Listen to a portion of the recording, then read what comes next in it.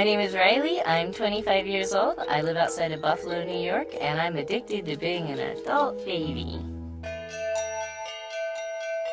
I dress as a baby as often as I can.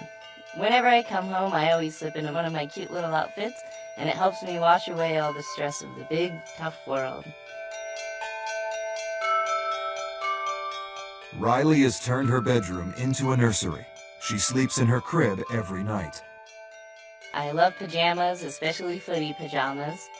Things with ruffles and pink. I love having my hair in pigtails and sucking on my pacifier.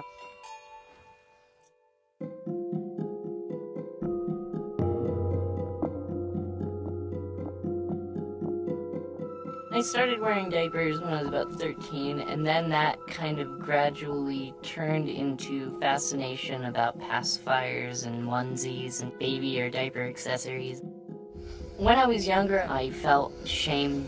I was afraid that I wouldn't be able to have a normal life doing this. Riley's friend James is one of the few people who knows of her strange behavior.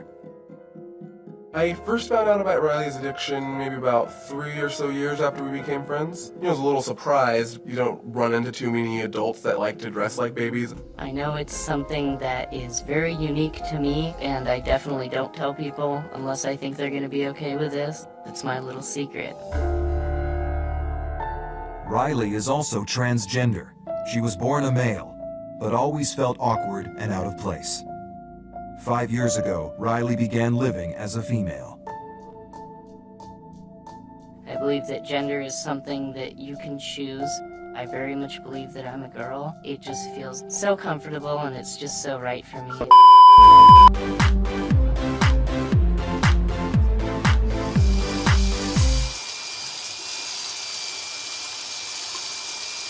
I'm Justin Jedlicka, I'm 32 years old, and I'm a living doll.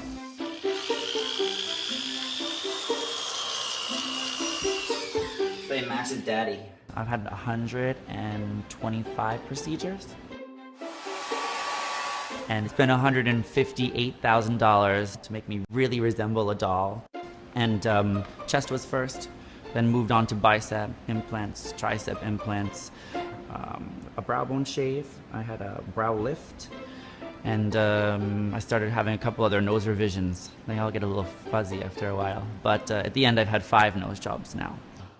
The doll really exemplifies sort of the ideal male aesthetic. When I was probably about 12 or 13, I used to always watch Lifestyles of the Rich and Famous. And I always had this idea in my brain, I wish that my family could have been this family that was wealthy, and we could fly in private jets, and we could have our own boat. And that was always sort of a wish list. It was a dream in my mind. And I ended up sort of emulating what I thought a lot of those wealthy people looked like. You know, they all had plastic surgery. And I realized that I had a liking for some more exaggerated features and this ideal male physique, you know, a little bit more like a doll, like a hero, you know, this like tiny waist and this large upper body.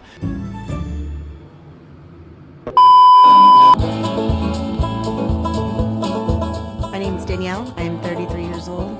I live in San Antonio, Texas, and I am addicted to vapor rub. I'll use all kinds of vapor rubs. The inhaler, the patches, the candles, but the rub is my favorite. I like to put it on my eyelids. It's like when somebody squirts lemon in your eye, but it's a good burn. Danielle has been addicted to vapor rub for over 20 years. It started innocently as a child when she had a cold. I remember the first time I put it on my chest because I was sick, and it just smelled so good to me. I wanted to taste it, and it just went on from there. Now, Danielle can't go more than 30 minutes without a fix and spends up to $350 a month to satisfy her cravings.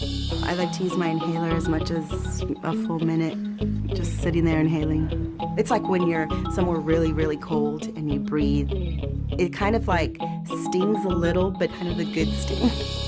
But sniffing inhalers isn't the only way Danielle satisfies her addiction. Just get a scoop, put it in the back of my tongue. It's hot, and then it turns cold, and it keeps going back and forth. I like to feel it melt in the back of my throat. It's so relaxing. Danielle is so hooked, she even needs vapor rub in her morning tea. I usually coat the bag with a little bit of the vapor rub, and then I'll do a full teaspoon. It kind of coats your throat and it stays there. It makes the house smell really nasty. It's like gross. It's vapor rub. It's not what you eat.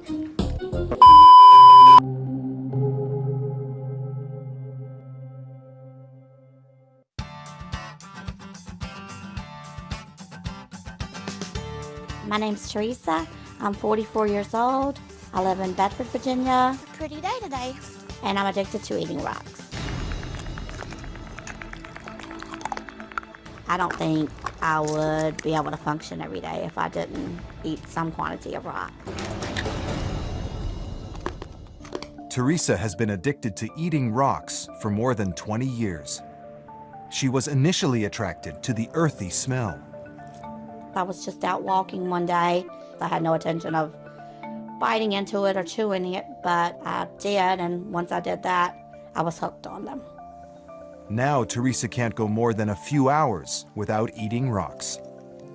It's the grittiness of it and the earthy taste. I actually like how it feels on my teeth when I'm crunching them up. I'm very worried about Teresa. When your body can't handle what you're putting inside of it, it's gonna rebel against you.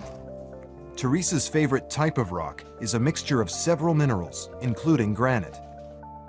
She uses a hammer to break them up into bite-sized pieces. This is about the size I like it because it's not as hard to swallow. I would normally take a piece like this and normally just put it in my mouth or bite on it, or just put the whole piece in my mouth and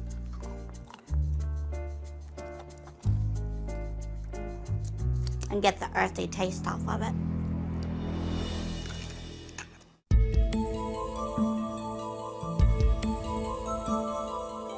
I will eat them in front of anybody. I'm not ashamed of it, so it doesn't really bother me. My name is Gloria. I'm 28 years old, and my addiction is bleach. I love bleach a lot. I ain't gonna say I love it more than I love myself, but I do love bleach. I don't consider myself a germaphobe. I'm not afraid of dirt. I'm not afraid of germs. I just like the feel of bleach. Every day, Gloria cleans her house top to bottom with bleach. She goes through more than 300 gallons every year. Bleach has ruined her clothes and damaged furniture, but Gloria refuses to stop cleaning with it. And I go and I wipe like my tables down, my stairwell down with it, cleaning the bathroom with it, my toilets, my sink, the tub. In the kitchen, I clean my stove with it, my countertop, the refrigerator.